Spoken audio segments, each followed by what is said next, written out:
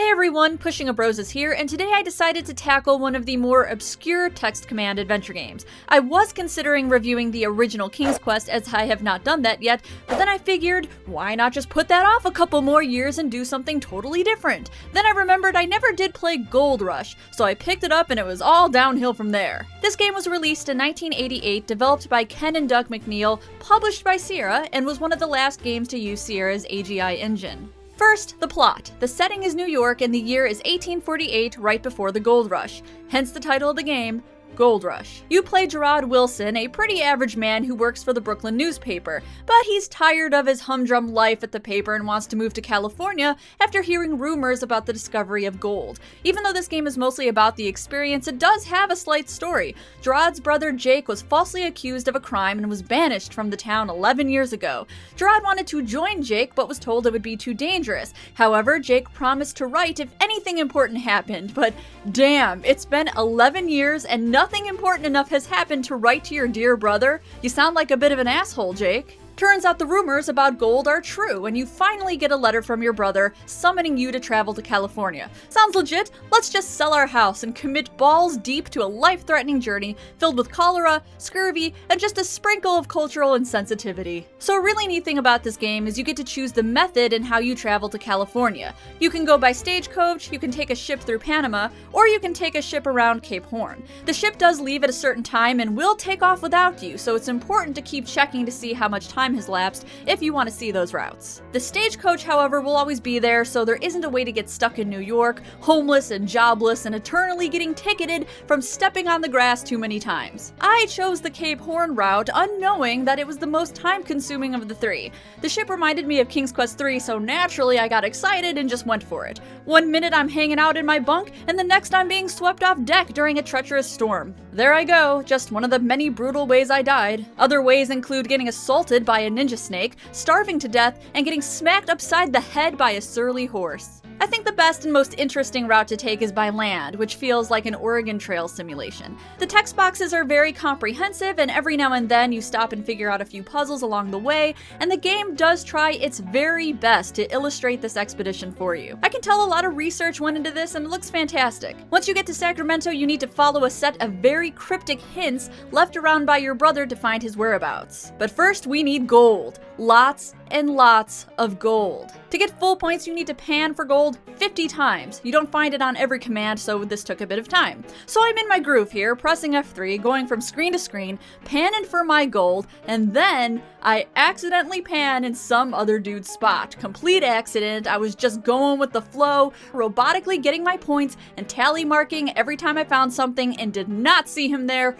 But it was too late. You do not pan for gold in another man's area. The town decided to hang me. I was kind of shocked by this, not because it was unrealistic for the time or rather gruesome, but because I thought I would just be ticketed again like I was for stepping on the grass in New York. Can't they just give me a ticket or fine me and move on? The game asked me for my last words, so I wrote YOLO. Seemed like an appropriate thing to say. Now let me try to explain these next parts. Your brother, who has since changed his name to James for reasons you will find out later in the game if you in fact beat it, will not outright tell you where he is. Nope. Instead, you have to go to the cemetery, look at your father's grave, see that it says Psalm 23, read Psalm 23 from the Bible you got while traveling, realize that Green Pastures is the name of the hotel you're supposed to go to, use this box with holes in it that your brother gave you and put it in just the right spot to get the room number of the hotel, navigate to the hotel with a mule who keeps running away, go to the hotel, go to the secret room, find a bird with a capsule on its leg, put your family photo in the capsule, then leave to find the mines. It's almost too easy. Where are the mines, you ask? They're hidden away underneath your brother's outhouse. Shit. And all of it culminates in a tedious death trap with rickety ladders, darkness, and a time limit. Oh, and did I mention we have to look for more gold? And real quick, before I forget, I just want to rant about this mule again because it was a pain in the ass to get and it kept running away at random. Get too close to a door, runs away. Get too close to a rock, runs away. Do nothing at all, runs away. Jeez, what a jackass. I don't even remember what I used this mule for. I tied it to a pole at some point during the game and who the fuck knows what happened to it after that. Alright, so let's start with the good things about Gold Rush. The most obvious thing is probably the visuals. This is a gorgeous game with a lot of animations in each setting, characters to talk to, and personality. I was surprised when I found a review in Compute magazine that said these graphics were inferior to some of the other Sierra adventures from the time.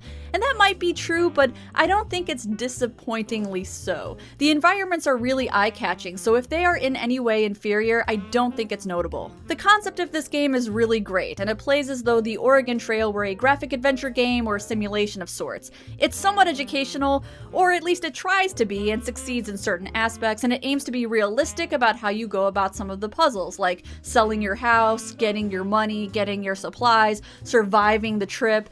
But you ever feel like a game is a little too realistic? I don't necessarily want this whole experience to be by the book when it comes to going out west to find gold. There's the risk of dying on your travels, just like there was when people actually traveled to California, like scurvy, cholera, sinking in a swamp, ants. Not the ants! Problem is, this game suffers from the good old trial by failure method of gameplay, and it's a little intense. I used to be rather fond of that kind of gameplay, but eventually grew really tired and frustrated with it. There's only so many times I can fall down a ladder before I call it quits here. The puzzles you start out with in New York are okay, they make sense. Then they kind of lose structure in the second half of the game, and I have no idea how you would figure some of these out. This is definitely one of those games where the decisions you make early on can kill you much later in the narrative, which I don't have patience for these days. But I will say that Gold Rush was meticulously put together and way more ambitious than other adventure games that came out around the same time. Everything about this is well thought out, detailed, and written well for the most part. As you could probably surmise, I don't think the puzzle design aged well, but I understand why people like this game if they played it as a kid. Hey, I get it, I do. One of my favorite games from that time is King's Quest III, and other people hate that game. It's too hard, there's too many ways to fail, and it lacks personality. But nostalgia is blinding, and because I played it so much as a kid, I held on to it. If I had played King's Quest III today, I would probably dislike it. For Christ's sake, half the game is just casting spells. Comparing Gold Rush to some of the King's Quest games, I find it has way more going on. It actually has a more detailed story and tries very hard to make you feel like you're on this grand journey to find your brother and strike it rich. There's a lot of descriptive text that paint a picture of this experience you're having, and there's a lot of characters to talk to versus the first few King's Quests where you get a fairly simple plot, not many characters, then the rest is up to you. But these adventure games are absolutely products of their time. In 1989, Gold Rush received positive reviews from several notable gaming magazines from the time,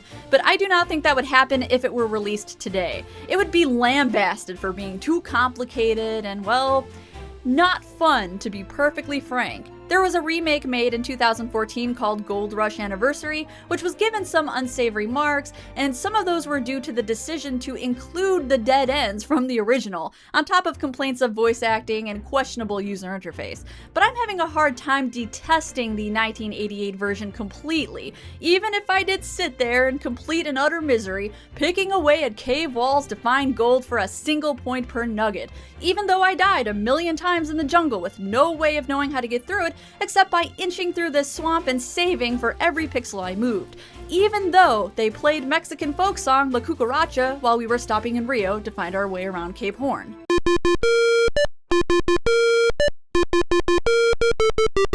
Ugh. There's just something endearing about this game as a whole, even though, admittedly, I can't say it was the most fun I've ever had. It kind of lures you in, though, beginning from this amazing box cover art and continuing with this cool introduction. It's really well done, really detailed, and somehow really monotonous and mildly boring. Intriguing, yet I kind of despised it. I'm kind of feeling my own fickleness here. You know what? I still recommend this game. Sure, why not? It's what I do, after all. I recommend really good games, and then somehow I recommend games I bemoan as well. It's just such an interesting title that I want other people to check it out. And the sadistic part of me wants you all to suffer as well. That's probably part of it. Maybe you can even beat my score. It would have been perfect had I not trampled the grass so many damn times. Anyway, enough of my endless prattle. Or should I say cattle? Endless cattle? Sorry, bad joke. Gold Rush is available on Steam for about $6, so if you want to see what I would call a relatively forgotten adventure game from the text command era, then I support you. YOLO! Hey everyone, thanks for watching my video on Gold Rush. Only took me several years to cover this one. I'm proud of myself for getting to it so quickly. If you want more adventure game reviews, sub to my channel and I will give them to you. If you want to support the channel, check out my Patreon campaign, and maybe you too can suffer through games with me. As always, see you guys in the next one.